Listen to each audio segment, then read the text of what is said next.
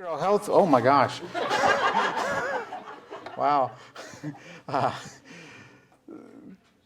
Sam's been in the behavioral health field for over 15 years with a strong focus on highlighting the innate strengths of individuals and communities.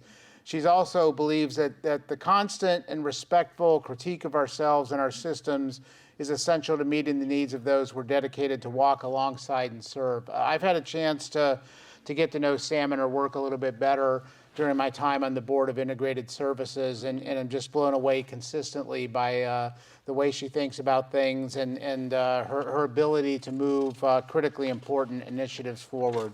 So we're glad to have Sam with us today. Also, I will just mention the other two speakers for this session. Stephanie Belil is a social worker, a licensed independent social worker, 30 Days to Family Ohio Program Director. Stephanie has more than 12 years experience working in child welfare as a supervisor, case manager, trainer, curriculum developer, and data manager. She's also served as program director at Connect since February 2018. And in this role, she's directed the clinical implementation of 30 Days to Family, overseeing and providing coaching for over 30 Days to Family cases in all 18 Ohio counties. 18 or? It's going to be 22. Okay, good. I thought I'd heard something about that, so that's great.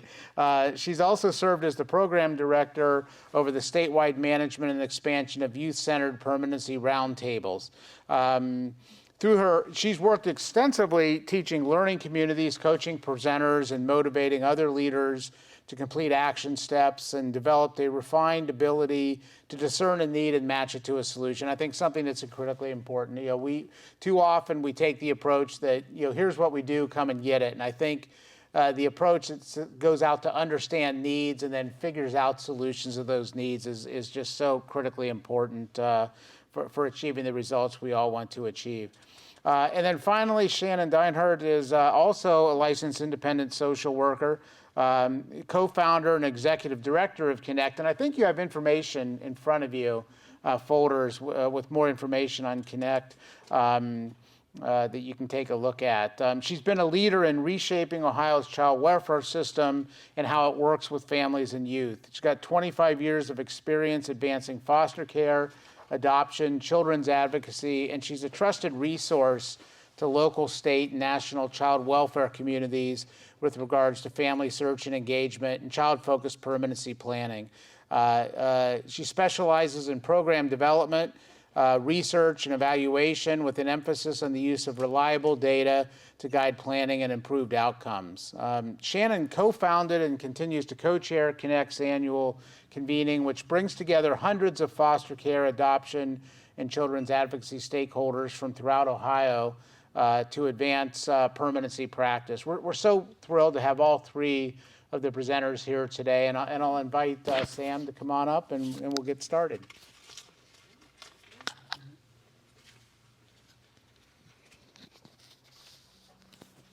All right, can you guys hear me okay? For those of you that know me, I'm always surprised when I'm asked to speak at really important events. It just feels strange, but I'm grateful for it. And I'm always, I say yes, and I'm so excited about the opportunity to share information and things that we're passionate about. But then I remember that I'm scared of public speaking and wonder why I said yes. But here we go. So I'm Sam Schaefer. I am the Chief Operating Officer of Integrated Services. When Tracy and Dr. Leidy asked me to speak on this topic, you'll learn in a little bit that Integrated doesn't actually do foster care, but I thought of it a little bit in the way that Dr. Leidy said at the beginning, in focusing on partnerships, like who can I think about that's doing this work in a way that I really, really respect and would love others to hear about, and Connect is always the first group that comes to mind in this space. And so I'm very grateful that they're here with me today, and I'm going to take up just a little bit of your time to tell you a little bit about Integrated and our connection with Connect this morning, and then I'm going to hand it over to them because they really have the message that I'm excited for all of you to hear today. So I'm going to move it. I have one slide. And so mostly you're going to hear me talk. There's not a lot to look at. And so if everyone could calm down a little bit and not be so serious, that would help me a lot with my nervousness. Thank you. And I'm told I can move as long as I don't go in front of the screen. So please get up and drink water and get coffee. Talk about the ideas that you're agreeing or disagreeing with as we move forward, because this feels really hard up here. And when you're really quiet, that doesn't help at all, okay? So just wanted to put that out there. Okay, so Integrated Services is a community behavioral health. We serve 14 counties in Southeast and Central Ohio. I started with Integrated 7 years ago now. And when I started, we were actually Integrated Services of Appalachian, Ohio, which meant we only served Appalachian counties. We've continued to grow, which we're very excited about. We grew into counties that did not qualify as Appalachian counties, and so that was part of why we changed our name. So in those 14 counties, like all things in Ohio, it can look very different in terms of the services that are there, and that's really intentional because every community and every county needs something that's a little bit different. So the services that we design are oftentimes by invitation of our children's services partners, the juvenile court systems, or those that are serving the unsheltered or the homeless populations in those communities. So we step into every community with questions about what the needs are, where can we sort of fill in the gaps, and where can we be most supportive of the communities, and that's how we design our services.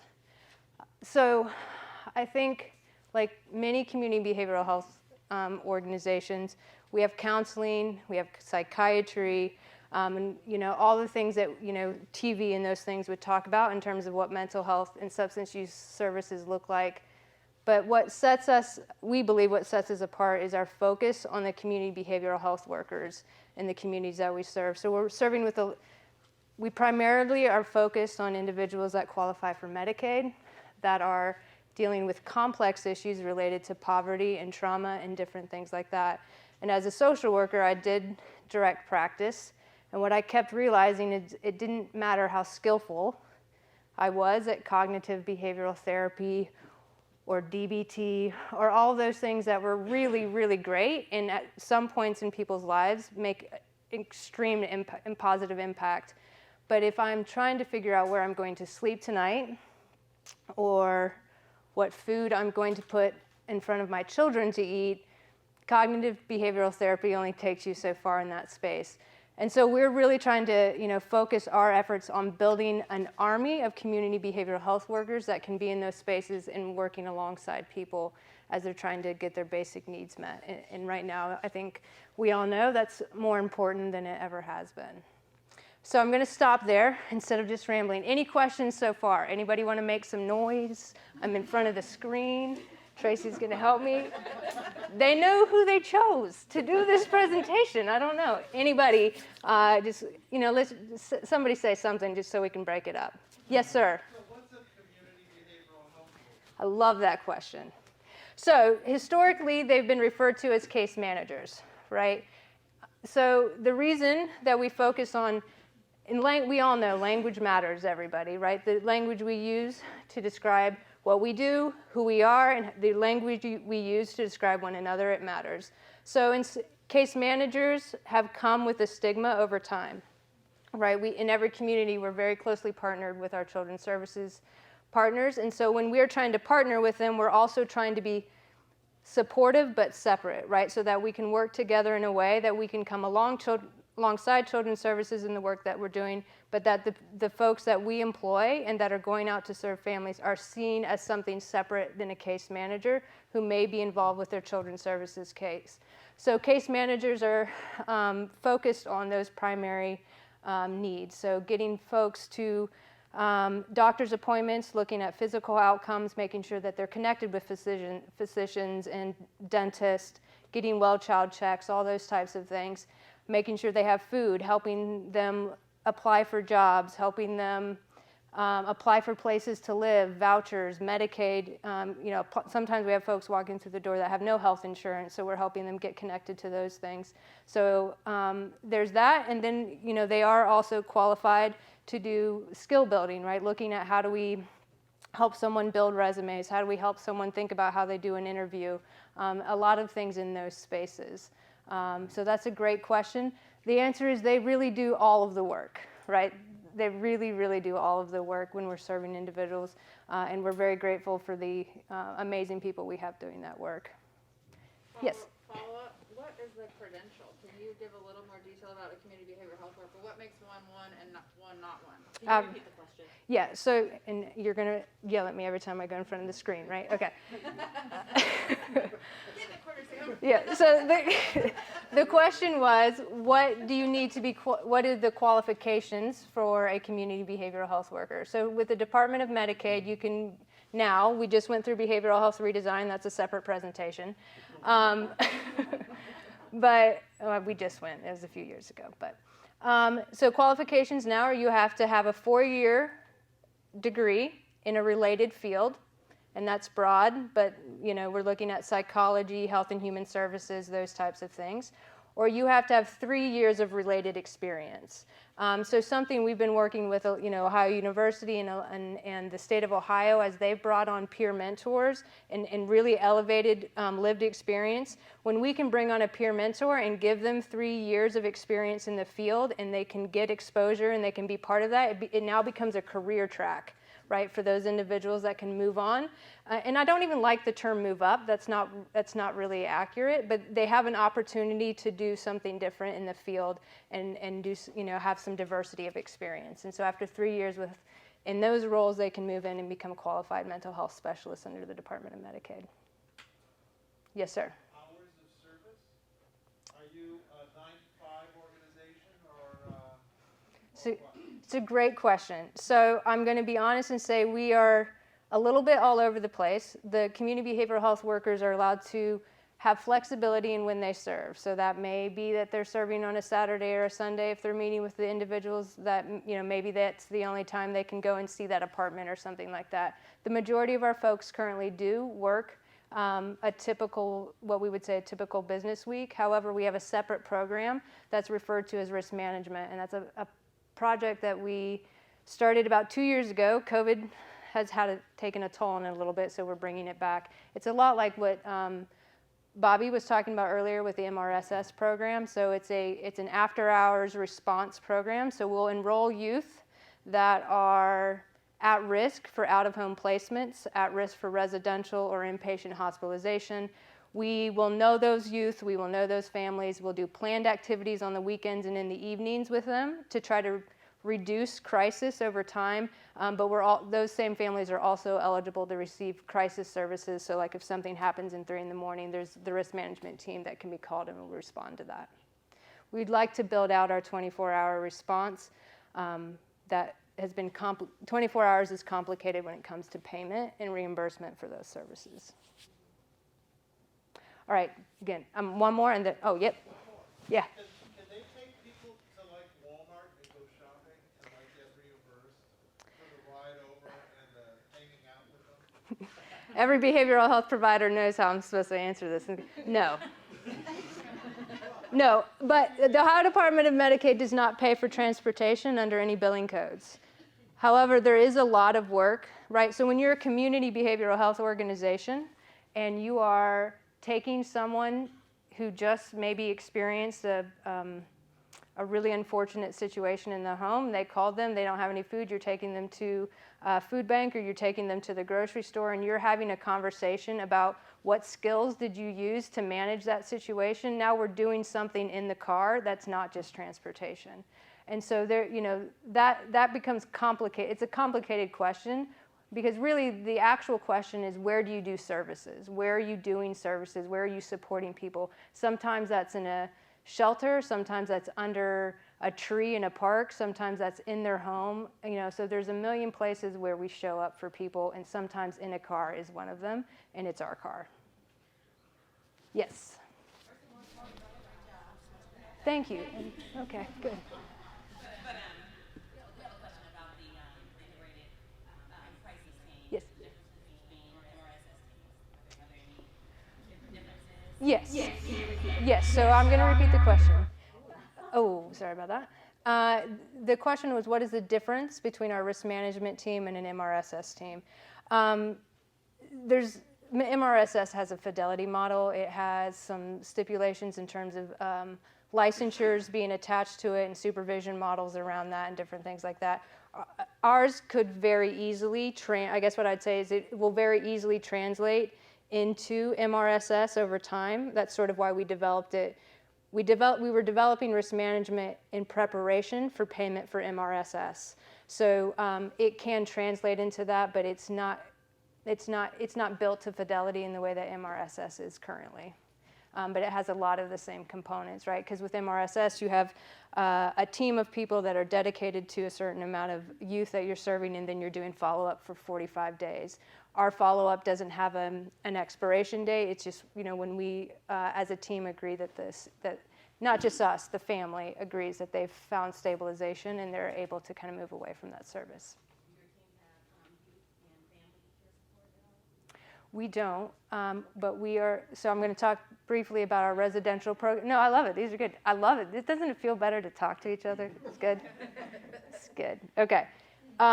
So absolutely. So what I'm going to say just briefly is our organization is founded in harm reduction, and that's important for me to mention as we move into the next conversation. Harm reduction came from the physical health world and substance use world, right? Where if you have diabetes and I'm your dietitian, how can I work with you to make some better choices that are going to help you control and manage your diabetes? In the substance use world, harm reduction meant you're not at a point where you're asking me to help you stop using the substances that you're using, but you would like to reduce the amount of harm that's happening as you're using substances.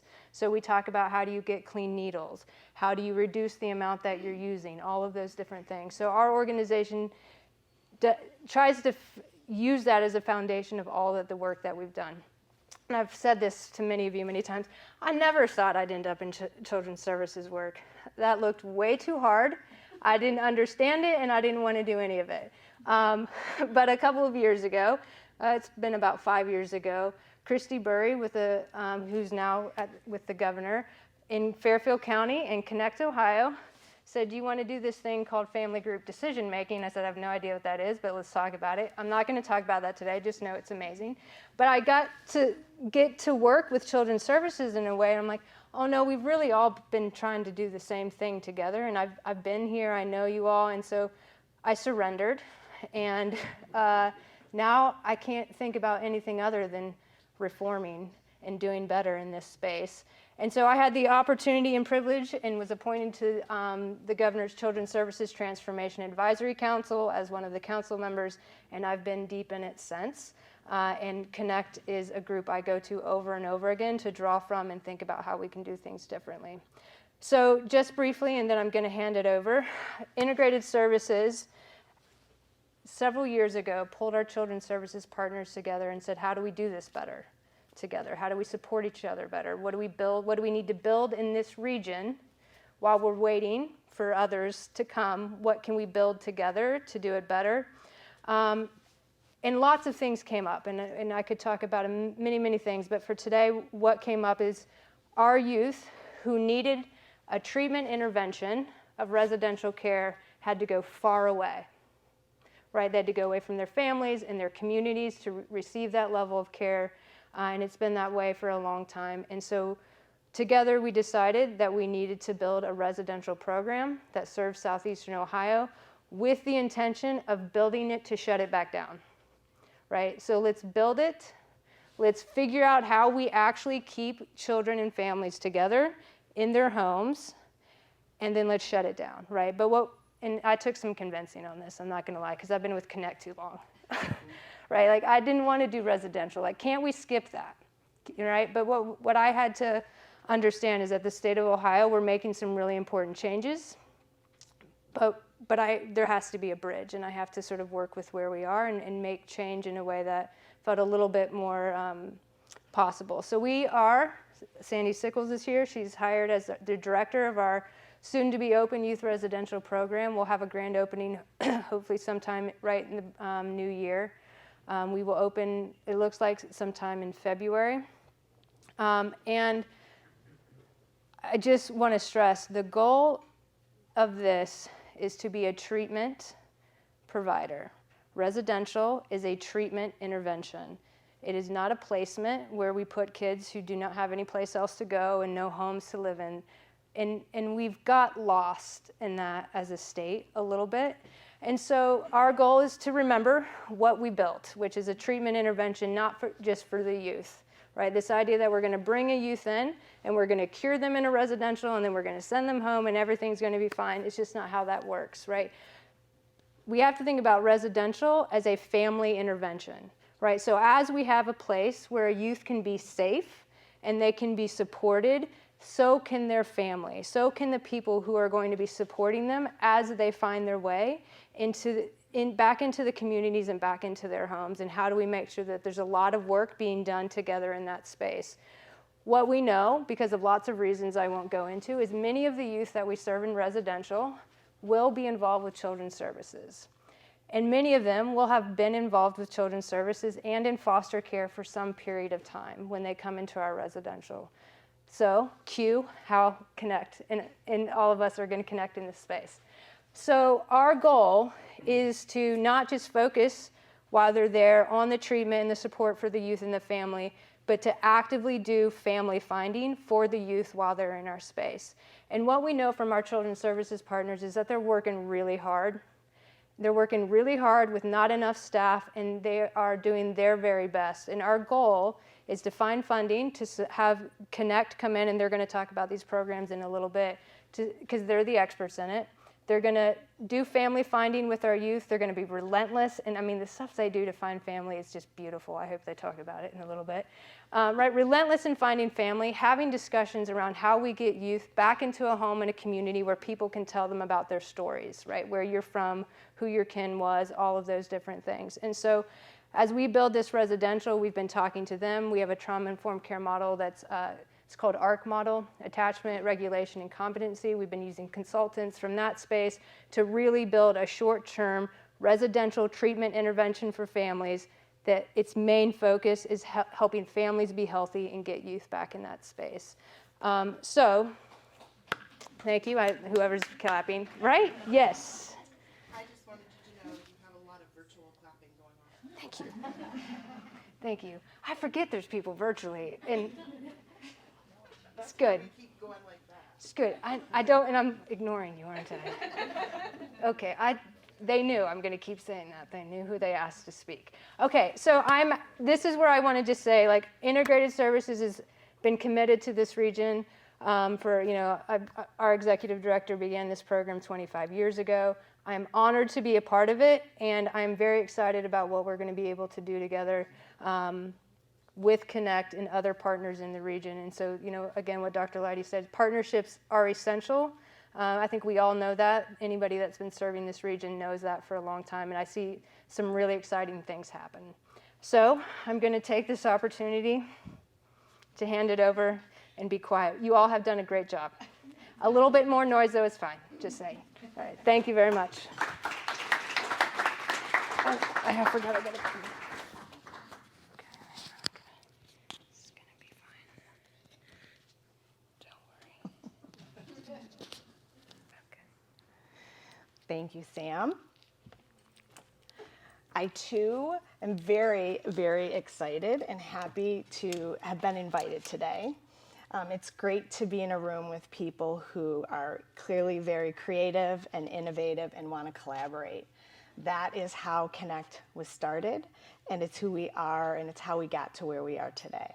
So I was excited to be asked to speak, but I too share in public speaking is not a strong suit of mine. So the talking, asking questions, walking around is very much, I would invite you to do that. And I hope that we have a conversation too today. So we do want to present some information, but I do am really excited about the opportunity to answer questions and talk about how we can further work with all of you in this region. So in our partnership with Integrated Services, and if I can ever get to tell the story about how Sam and I got to work together doing family group decision making, we have some really great stories, but I will save those for later.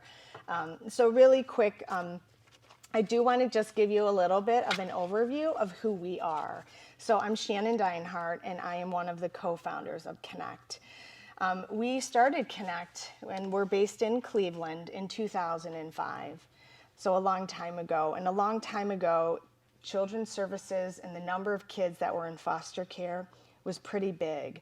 We were at the end, for those of you who are old enough to remember, of the crack epidemic, and we are experiencing a surge in foster care again because of the opioid epidemic. And there was also some legislation that had passed that created a timeline for the time kids could stay in foster care before their parental rights were terminated. The unintended consequence of that was we had a lot of kids, legal orphans, that were just sitting in foster care, not getting to their adoptive families. And that was our goal, because what we knew is that homelessness, incarceration was what was going to happen. And so that was our purpose. And we were known as the Waiting Child Fund. We wanted public child welfare systems and private child serving agencies to be able to come together. And so we were the partner creator in that space, because we wanted these kids to get to adoptive families, stranger families, but at least to build that resiliency. So really what she talked about today is the more people you can wrap around these young people, the better opportunities for better mental health outcomes, better physical outcomes, right? We know these kids are lonely when they're out on their own without families. So that's what we did. And in 2008, I met Kevin Campbell. We're part of a larger national network called Family Builders, which is a think tank of organizations that are always trying to do better in this space and be creative. He is the model author of Family Finding, and he was seeing the same things out in Washington State. He worked in a big residential facility. These kids were aging out, and he wanted to do something different. And he believed that these kids had families, that these kids deserved to know who their families were, and that these families deserved to know who their kids were. Well, that was a shift, because I thought we had done all of that family finding. At the same time, there was legislation in 2008 that mandated the child welfare system to notify, locate, and engage family members within 30 days of a child coming into foster care. So again, that push. We really know foster care is not the answer, and we're going to keep trying to push child welfare to do better. And so that was also happening, and I brought this back to the state of Ohio, and they all knew they needed to do it, but they didn't know how. I mean, this was a shift. They would call families, and on average, and Stephanie will share more, 3 to 5, and that's all they have time to do. I mean, they are doing more than just working with the kids. They're working with the parents, and so if those calls end up with no family members taking a child, that youth's going into foster care. So really, when we started, again, our public agencies were very excited. They wanted us to help them with the tools, the resources, the training, the coaching, and that's what we did, is to find those kids in foster care's families. And I can tell you a number of stories of kids who had been in care since they were 3. And when we were reaching out to family members when they were 17, after 33 placements, how many we found that didn't know that that young person was in foster care. They had lost track of mom, or no one had ever called them. So that's where we started. That's what we've been doing, and we are continuing to do that throughout the state. So I will just share and then turn it over so that you have an understanding of the assumptions and the values that we hold at Connect, which informs all of the work that we do. And that is that we believe that all children have families, and you can find them if you try. We believe all families have strengths, and that they can solve their own problems when given the resources and the tools and the support to do that. We believe that every day that a child is in stranger foster care, so strangers, people they don't know, away from their communities and their cultures, is a day in crisis for them. And that drives our relentless curiosity to move as fast as we can. And we do believe that children can be protected within their families and not from their families. And so I just share that with you so that you have an understanding of where we're coming from when we talk about some of the work that we're doing. So I will turn it over to Stephanie. Hers is going to be much more exciting to share about our work.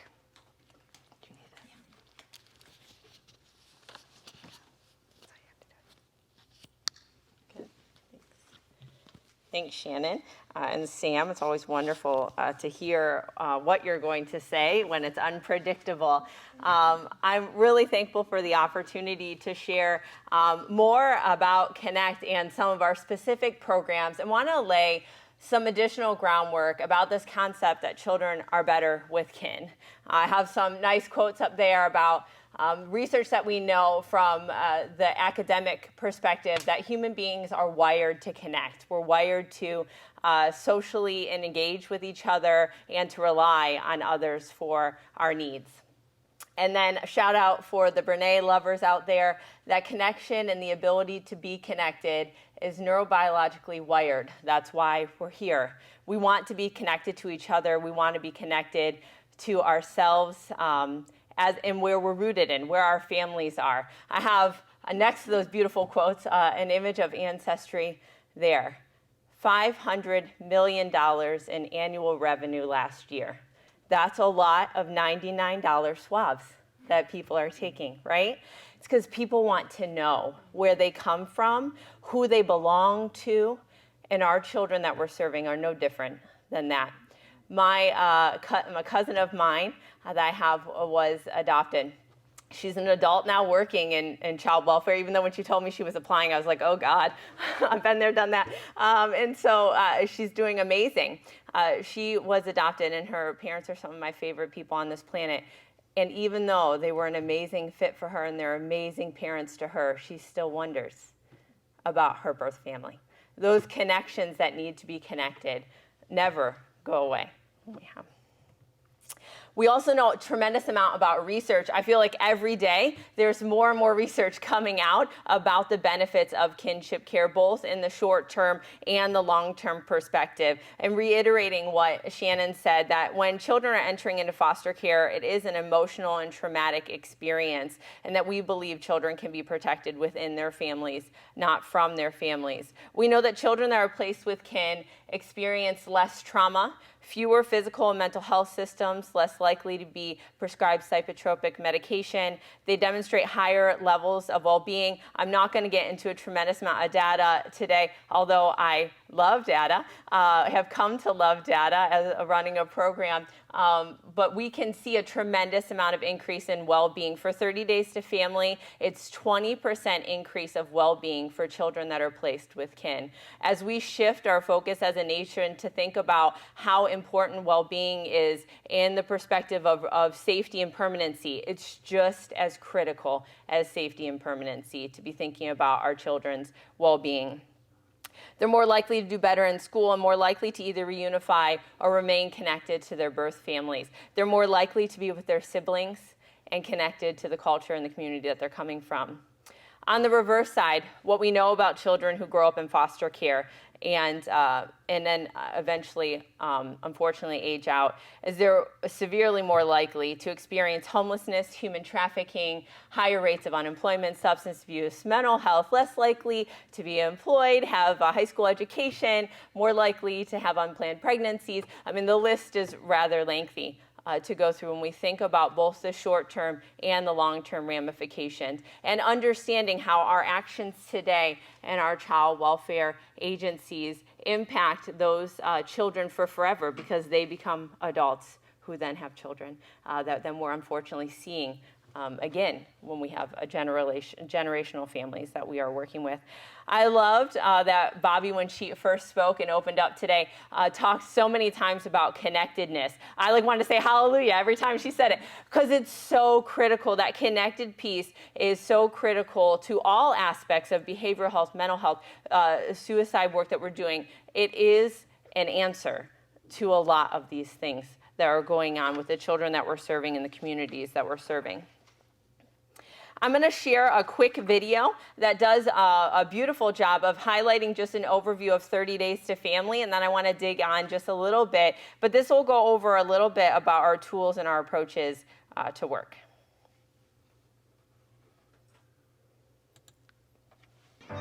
When a child is removed from their family, community, and culture, it can be the most traumatic event of their lives.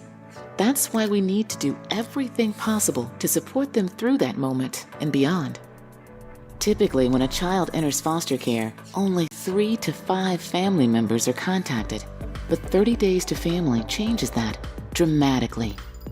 Our specialists work urgently and relentlessly to find, on average, 190 individuals connected to the child and then engage with this larger family network to find supportive solutions. A positive placement is just the beginning. Most new caregiving families do not receive the level of support they need to navigate this new situation. That's why 30 Days to Family Ohio takes a unique approach, cultivating the natural support of kinship caregivers. This is the roadmap to family, because it really does take a village.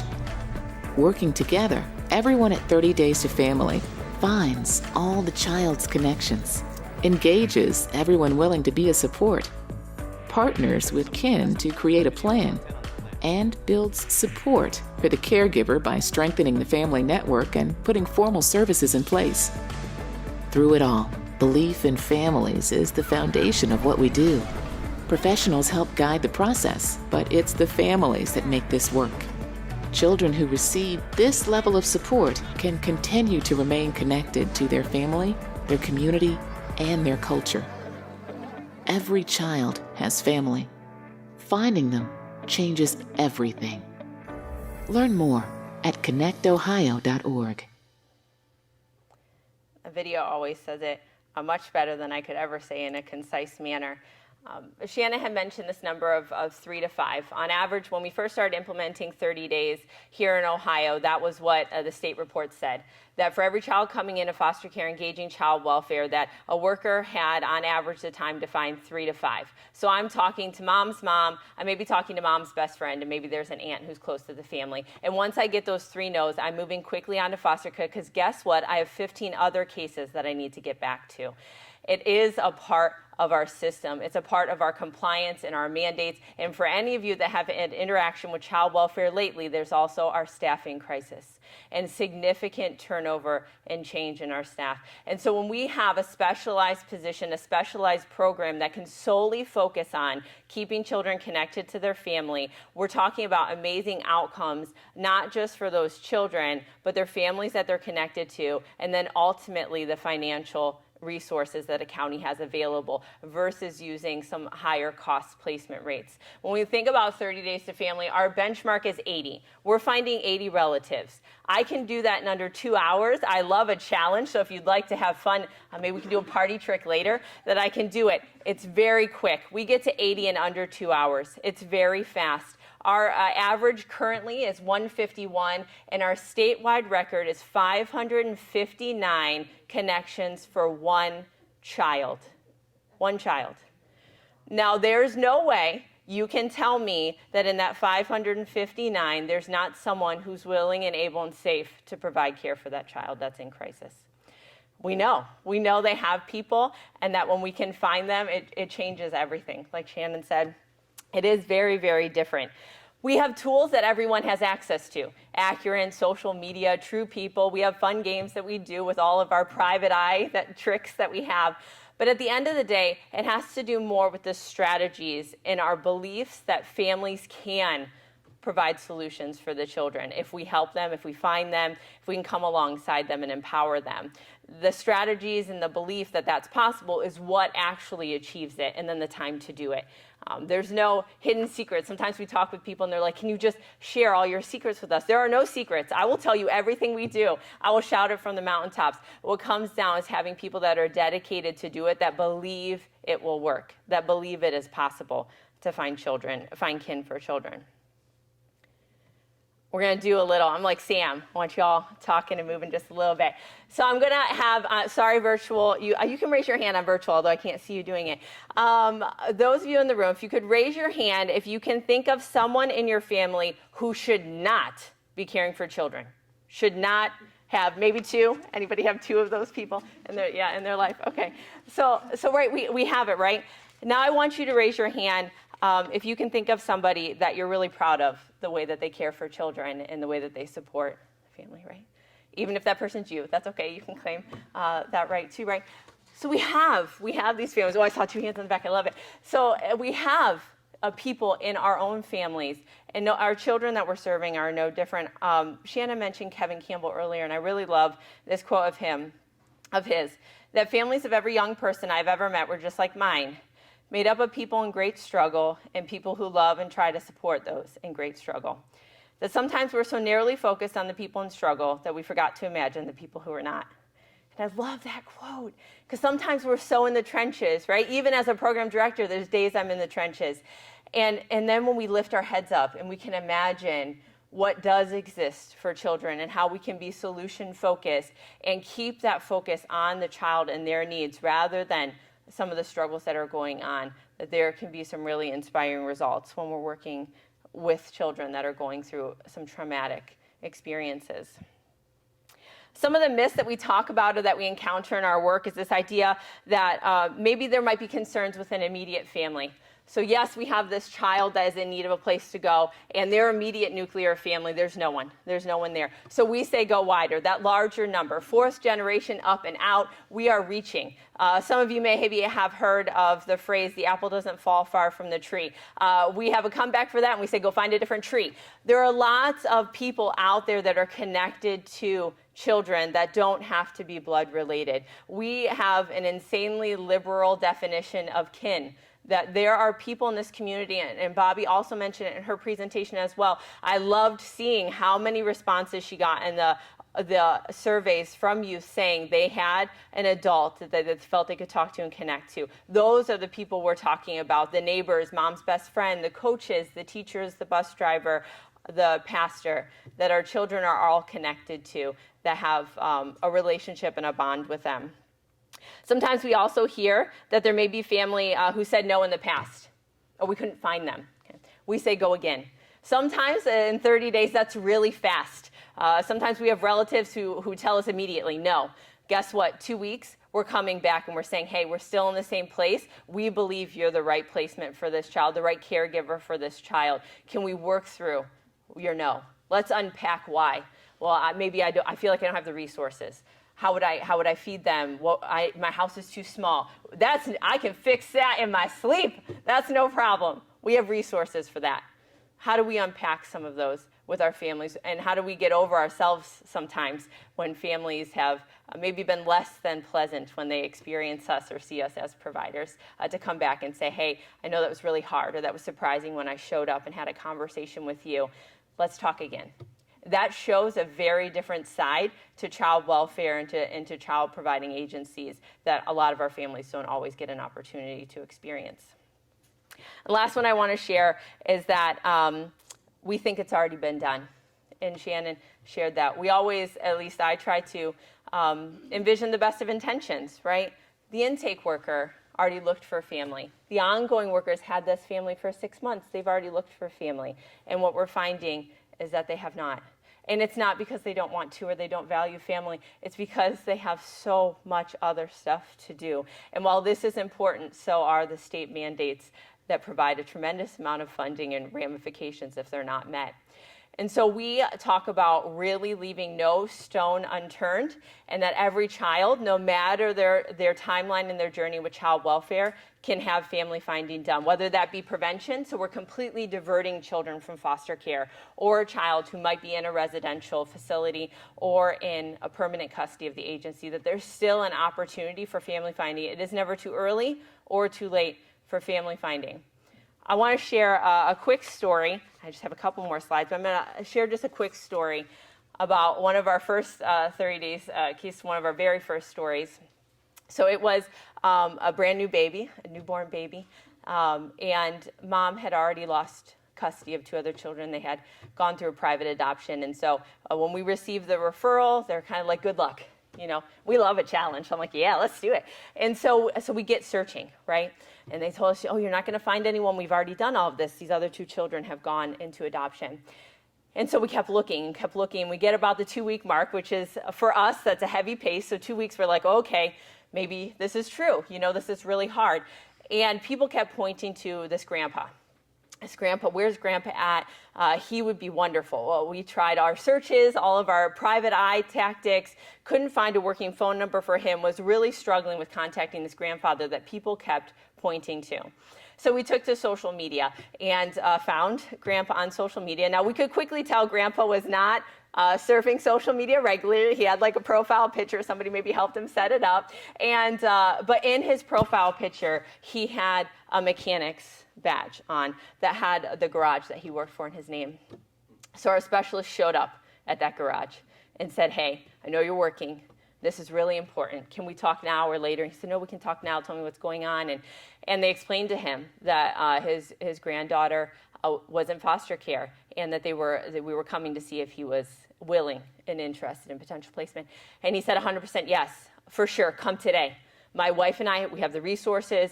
We'll do anything you need, fingerprints, all of that stuff. Bring the child today. And we said, okay, we have some stuff to do, but okay. And before we left, he said, bring the other two when you bring that one. And our specialist said to tell him that those other two children have been adopted and that he could not have a relationship with them. And it gets me every time. It's been 3.5 years and it gets me every time. I love that story for two reasons. One, it shows how crazy we get. We're going to find you on social media and we're going to show up at your job because I would want someone to do that for me if it were my child. And two, it's a line in the sand that says no longer are we going to tell grandparents that they can't have children they're more than appropriate and willing to care for. We're going to do it different and we're going to find them. And that was after 2 other children have been adopted. So really being relentless and diligent in the work that we have, because there's a lot at stake if we don't. Think about all the pieces that come with a family. You have your family, your childhood best friend, your traditions, your connections, but then there's all those other little things, like why you were named, what you were named, what your grandma's potato salad recipe is, your Uncle Joe's bad jokes, those things that make life life. The one that gets me really, really bad is my sister's hugs. I have 2 little girls, and just thinking about how they care for each other and having our children that are separated and can't be with those siblings. There's a lot to lose there. But we know we can find them. So this demonstration here shows you when we are assigned a child, when we're working with a family, we have this child that we start with, and we find what we call this universe number, right? Even if we're just hitting our average of 150, we find this universe number, and then we get down to those individuals that can be connected to the youth. Maybe they want to have family time with that youth, or send a birthday card, or have a phone call or a FaceTime on special occasions. So then we find that one caregiver, and we narrow down to that caregiver who is the placement, not just a placement. We're not going to the first person that says yes. One of the business as usual ventures that we go on in 30 days is that there's always a backup placement as well. We know life happens. It does to all of us. And we want to be prepared. And that child should have a backup in case something were to happen. So we have that caregiver take this universe number, find the caregiver, and then we wrap them in the supports that we've found that the family can have. No one can do child caring alone, and it's not feasible or manageable for us to think, or fair for us to think that our kinship families, because they said yes, can now hold all of those responsibilities alone. We have to be able to support them. Our video that we showed talked a little bit about our roadmap to family, which is one of our favorite tools that is so robust in these natural supports and also provides an opportunity to find community and formal supports for a family, which is a wonderful transition opportunity for us to share with all of you a little bit more about Ohio Can, which is a more formal community support for our kinship families. Oh, I'm gonna get you. Awesome.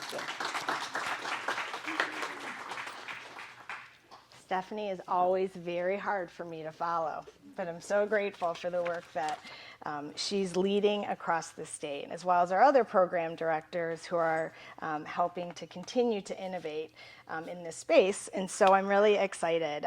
When we got the opportunity, so the ODJFS had put out an RFP because they needed to design a kinship and adoption navigator program for the state. And so here we were as Connect saying these kids need to be with their families. And I will say I was worried, if we are putting these kids with their families, do those families have the resources and the supports that they need and they deserve? And so when this came to be, we were excited to at least be a part of the design so that we could support hopefully a very innovative and creative way of doing navigator services. And so I'm going to just quickly talk about that. And when I say we, I need you to know too, it was not Connect. So we use an implementation science approach. So we wanted to just facilitate the process. That's all they wanted us to do as well. When I say we, I mean ODJFS, because this is a state program. So we got right to work. We researched national models and we researched all the amazing things that were happening in Ohio already. So there are lots of counties that are doing great kinship work. Muskingum County, Lorain County, there's the Ohio Grandparent and Kinship Care Coalition. So we talked with all of those subject matter experts and they told us who to invite to the table. And so we rounded up about 87 people across the state. Who were professionals, who were adoptive parents, kinship parents, adoptees, and adults who had grown up in kinship care to inform the design of Ohio Can. So again, it's not Connect that designed what we're going to talk about today. It was all of them that designed it the way it is built today.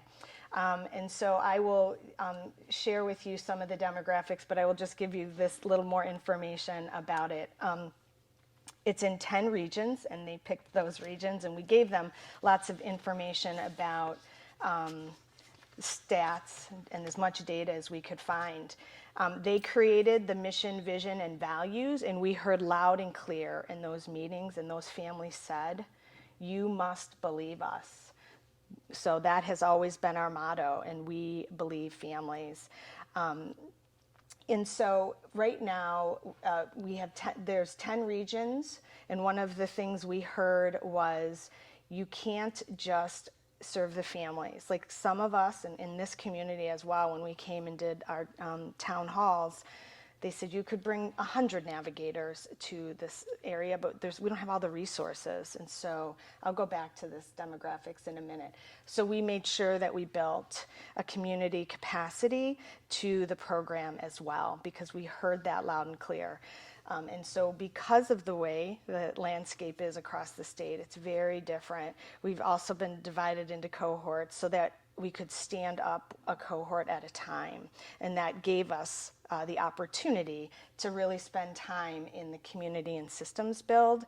And so for you all down here, you have regional advisory councils, and I'll talk a little bit about that, but I also know I have some people here from Ohio Can that can talk about it as well. I'm gonna go back to the data because we just, I'm going to figure out if I can do that a little bit. This is our initial. So we had a soft launch late last year in 2020. And we are almost fully staffed. And the way we also built it is that the navigators are in the community. So we partner with community sites like Integrated Services. And Joey, I hope you'll be able to speak to a little bit who all those other partners are, because we also knew this was not going to be something Connect. It was going to go and put into the community, that your communities trust the organizations in their communities, and that your communities know what you need and what resources they need. So this is statewide data initial, and we're continuing to collect it because the purpose for the people like me who are always thinking about what's next and where's more money coming. If this can get to the clearinghouse, so the Family First Prevention Services Act that was recently passed has a clearinghouse, and once we can lift this program in there, it allows us to draw down a match. So this could become a much larger program. So I just want to give you that. So we will be collecting lots of data. So I feel like this is probably not like super wow. The age is 51 to 60, so this is not surprising, I think, even from me, that this is who our caregivers are, and even starting to see younger caregivers with the epidemic.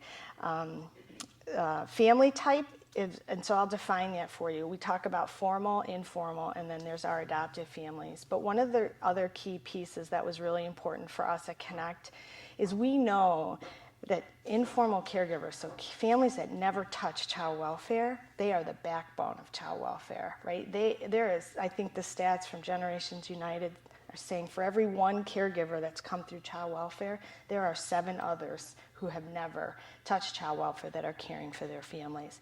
So for me, it was so important if we could find those families. They deserve the resources and supports very much. And I also learned often they don't even know they're kinship caregivers. They don't know what that means. They just know they're taking care of their grandkids, their nieces, their nephews, their friends' kids. They didn't know that had a name and that they should look that up somewhere and get resources. And we also learned as well, how do we serve families in different communities? Internet, I know, is an issue. And we heard loud and clear, don't bring your iPads down here to fill out benefits. We don't have it. So, really listening to the community. So we're very wanting to get that informal number up. And so we'll talk a little bit in a minute about what that might look like here.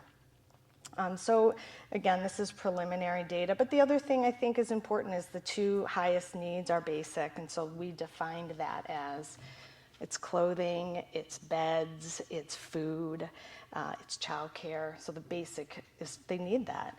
And then legal. And I know that the Southeast Ohio Legal Services down here is amazing, and they're partnering with us as well. And I think there's real opportunities throughout the state. I hope that we can learn from different regions who has what and what they're doing really well and how other regions can learn from that. So we built that into the regional advisory councils. So with that, I kind of just shared that with you a little bit about, again, we're working to build a program that serves families, that's trauma-informed, and is building on the strengths of families, as well as helping support capacity for communities. So I asked the regional directors before I came today, and you have 2 regional directors because it's a big region, what they wanted me to share or ask of all of you today. And so they know that there is a strong grassroots support system down here. And I love this story they shared of someone from a food pantry they had found who they were able to share information about Ohio Can, and she really was excited. And I'm going to call this person Kathy. And then our phones started ringing off the hook from families who said, I don't know who you are, but Kathy said I should call you. And that was fabulous. So lots more informal caregivers. So hoping that we can get to them what they need. So we know that's important, and we want to continue to work with all of you in the room to help us build those connections.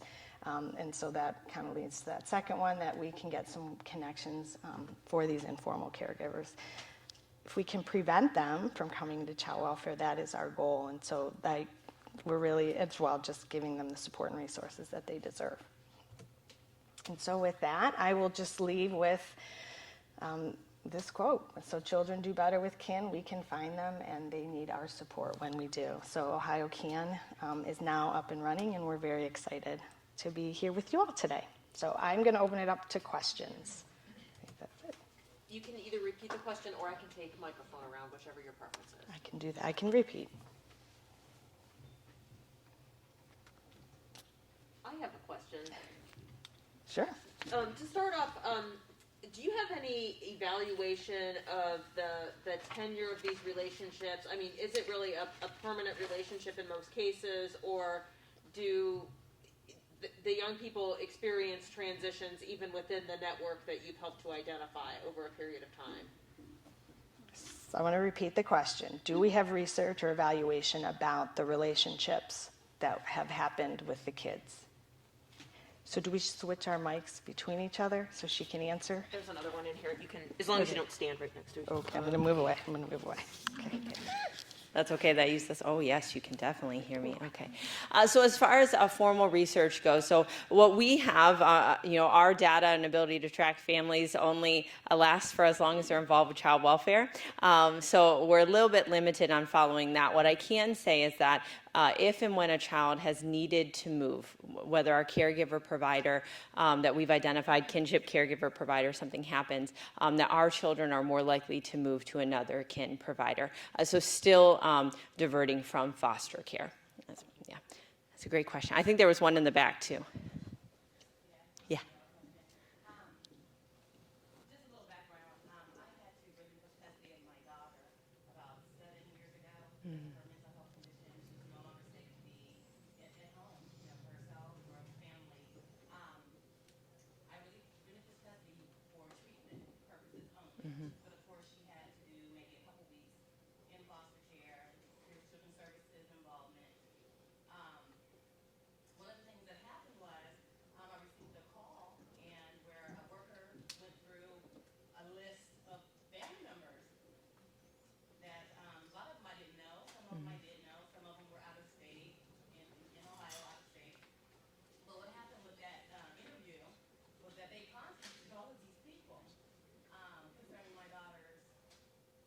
from residential treatment, which was, I didn't like that. Because the whole purpose of releasing custody was that she could get treatment, return home, and be safe, you know, for herself and with us. So I felt like a lot of our personal family information is now being broadcasted to people who weren't in our lives. You know, I mean, don't get me wrong. No. What you're doing is excellent, because I know that there are a lot of children who need that, who need to have that family connection. But for us, I felt like this is a violation for us. And so my question is, how do you, or are you, because I heard you say in your portion that it's never too soon to begin looking for those family members, you know, even if it is just residential care. But like I said, there was a violation I felt for my family, because that was not our purpose. As you know, she didn't need shelter care, you know. So what are you guys doing to, or is there a different path that you use to distinguish between a child who's definitely not going back home for those who are going home? Like, what do you do so that the family's not outed about what's going on? This is private. I mean, you know, there's a lot of stigma surrounding mental health. There was a lot of things, there were a lot of questions about my parenting skills, you know, because of that. And that made my journey and my struggle a little difficult. Yeah. And, but also, well, one of the things that I mentioned to my coworker was they sent letters to my children who lived in my home asking them, could they take their sister, you know, upon a release. Yeah. So what do you do? What are the avenues that you use to kind of change, you know, how you deal with the different families who have different circumstances surrounding that foster care and out of home placement? Yeah, thank you so much. First, I want to just thank you for being brave and sharing some of your life experience. I'm going to repeat just a little bit for those that are online. So there's a wonderful woman in the back of the room here that just shared with us that part of her life experience was having to relinquish custody for a period of time of her daughter to receive intense mental health treatment. And while that was going on or preparing for discharge, the entity then contacted a large amount of relatives sharing information that felt like a violation of sharing family information when you were more than willing and wanted your child back to return to you. And yeah. Yeah. Okay. Great. So asking the question, how do we differentiate that, or how do we approach that? So.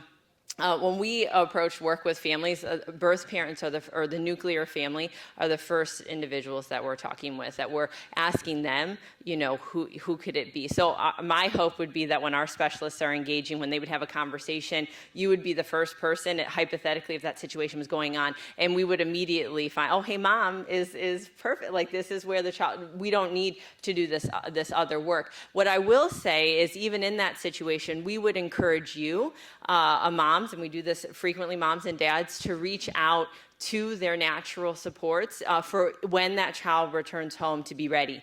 How do we have breaks for mom and dad? How do we have breaks for the child? Children need breaks from their parents just as much as we need breaks from them.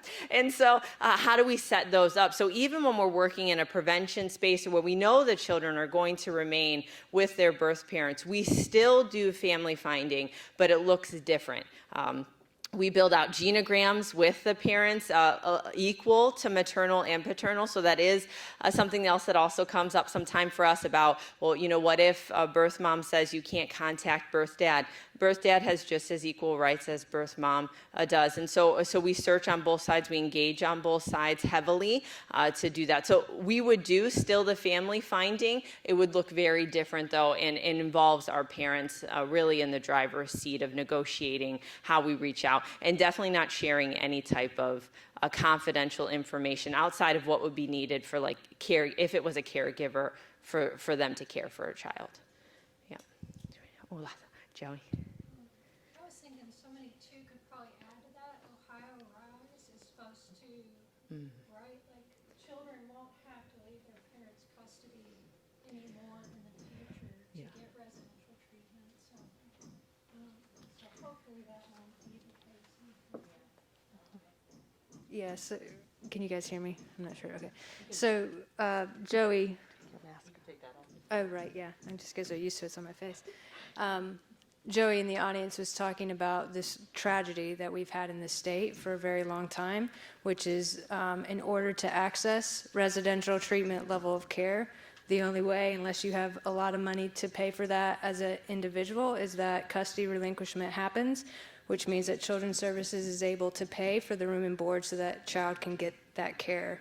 Ohio Rise, with Director Corcoran and the current administration, has had a large focus on that. Family and Children First, a couple years ago, put out now multi-system youth funds that would support some work early on before Ohio Rise happened, but the state is moving towards what's referred to as a PRTF model, and then also looking at 40 and prevention of custody relinquishment and being able to use those dollars as part of the legislation that Shannon was talking about. So I just want to say, again, thank you for being brave for sharing.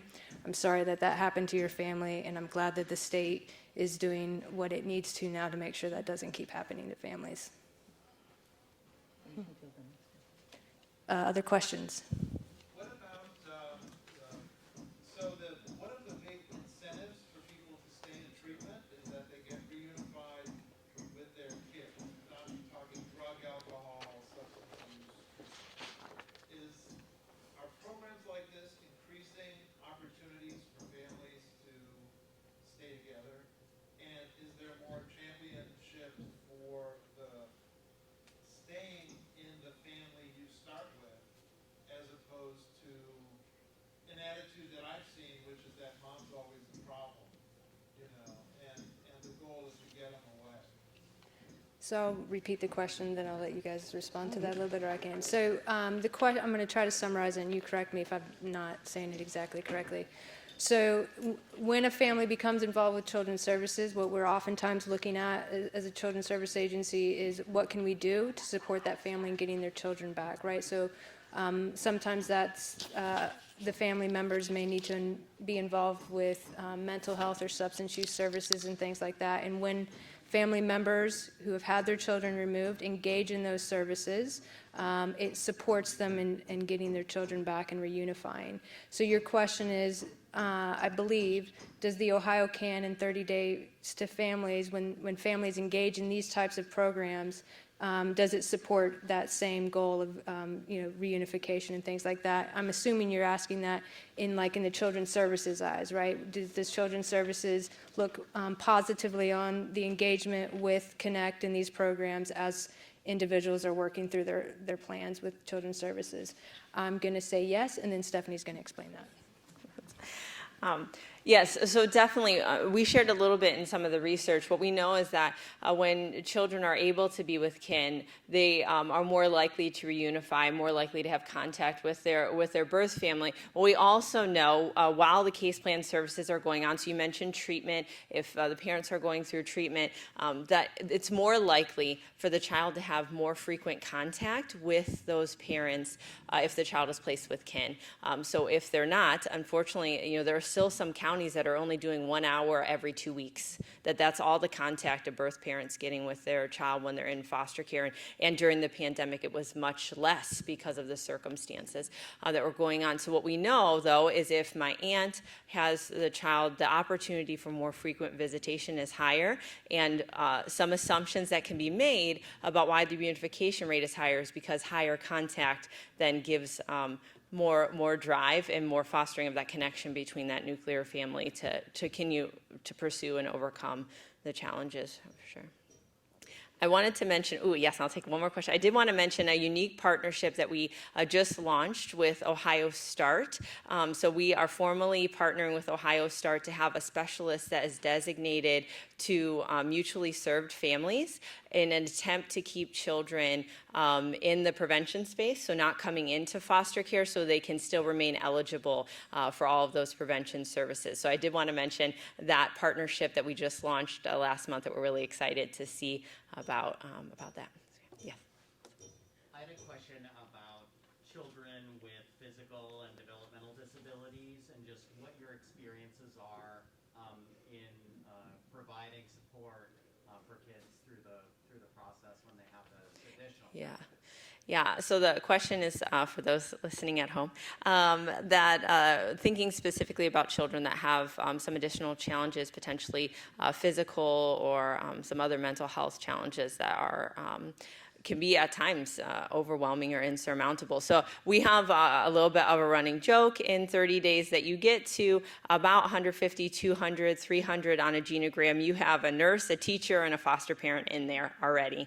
So there's lots of natural resources that already exist within families. Now that doesn't mean that the full-time nurse who's working swing shift and has 2 children of her own has to be the caregiver. What that could mean is she can come over to the Kinship caregiver's house and do demonstrations on how does the feeding tube work, or how could nighttime routines need to look for a child that's experiencing certain abilities. Those type of things that you can really connect the family in different ways. When we think about a child being removed from their home, there's for safety reasons, there's a lot of disconnection that's happening. We're separating families when we're doing that. How awesome when we can in turn find ways to connect families in unique ways. And nurses or teachers and other occupations can be huge benefits for kinship caregivers that maybe they weren't close before, but they're going to be close now, and all uniting around this child that's being served. If I can respond to that really quickly, just sort of in the behavioral health and then residential space. So, when we're trying to support, again, in the prevention space, where we're not trying to get a bunch of unnecessary people connected and just support the family, when there are, especially, significant physical health needs, it is a barrier at times for us to be able to do what we would want to do in order to keep that youth in their home. It's the same thing for residential. Nationwide Children's is represented today, and we don't want to have to send them all the way to that level of care if they're having a mental health crisis, when it could be maintained in a residential. But residentials, we can't sustain the staffing that is needed to manage someone with a complex physical health care condition. So oftentimes they're skipping a lower level of care simply because we can't afford and don't have the staffing to do that. And so, I think I bring this up just because I think that's a great question, and I think we have some opportunities there. Lisa, were you going to share? Yeah, I wanted to speak a bit on the Ohio Can piece. Do you Yeah. Should I introduce myself? Sure, yeah. Hi, everybody. I'm Lisa Ramey, the regional coordinator for Ohio Can for 14 counties across Southern Ohio. So I wanted to just kind of mention the disabilities piece. So some of the work that we do with families is connecting kinship families to the supports they need to be able to provide all of the things they need to provide to the child in their home. So that's actually something we get asked for a lot, is disability-related services, particularly with caregivers where the placement may be really sudden. So all of a sudden they have this new child in their home who has specific needs and they have no idea who to contact. So that's part of what we're here for, is they can call us and we can send them everything they need to get in touch with those places. And then speaking a bit too on the reunification piece, caregivers that we've talked to have also express their desire to see the child reunified with the birth parent also. So when we're talking with the family, we're really taking a holistic approach and making sure that the family and anybody in the home is getting everything they need. So sometimes that looks like the caregiver talking to us about, I really want to make sure a child goes home to mom. These are some of the things that we need in order to help make that happen. What can I do to get these things? And then we're looking and researching and providing resources to address those needs as well.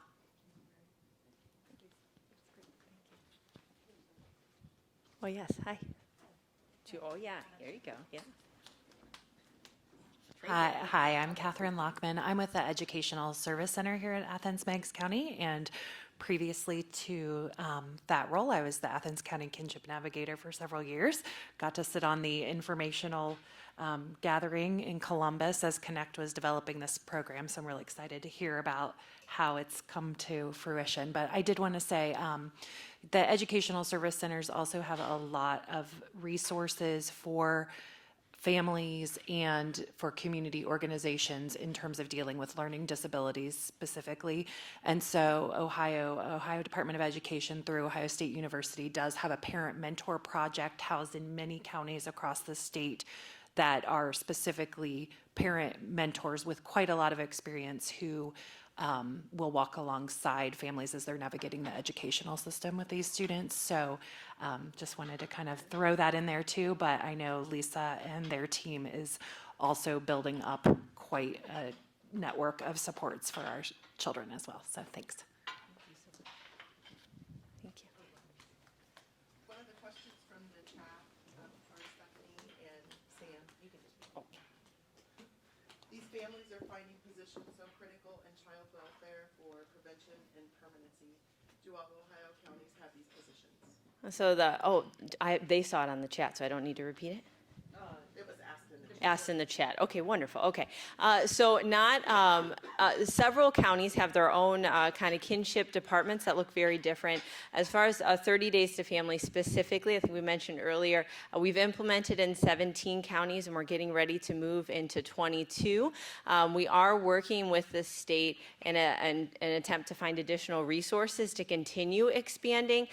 We are, in addition to the pilot program that I was sharing about Ohio Start, we are also trying another pilot that we're attempting with 2 smaller counties to see about sharing a specialist. So when counties are a little bit smaller in size, 88 different ways of Ohio's made up, that the idea of sharing a specialist potentially as a resource. So we're kicking off that pilot as well to see if there's an ability to share resources. But there definitely is our desire to continue to expand. We believe that every county should have a specialist. Our metro counties, specifically Cuyahoga and Hamilton, have full units of specialists that are under 30 days to family. So it depends on the county size, the need. That's great. Is it good? Oh, Lisa, sorry. Sorry, Ohio Can is statewide. Oh, yes, thank you, Lisa. And so it does serve all 88 counties, and there's one central access point for families. There's one phone number for the whole state. So it really is pretty simple for families. Once they have our phone number, they just call in, put in their zip code. Oh, thank you. Should I repeat for the? Yeah. Okay. So Ohio Can does serve all 88 counties. And with the regional approach, there's one phone number for the entire state. When families call in, they put in their zip code, and that routes them to the navigators that live and work in their region. But it's a very central access point, one phone number. It's 1-844-OHIO-CAN with a K. So yeah.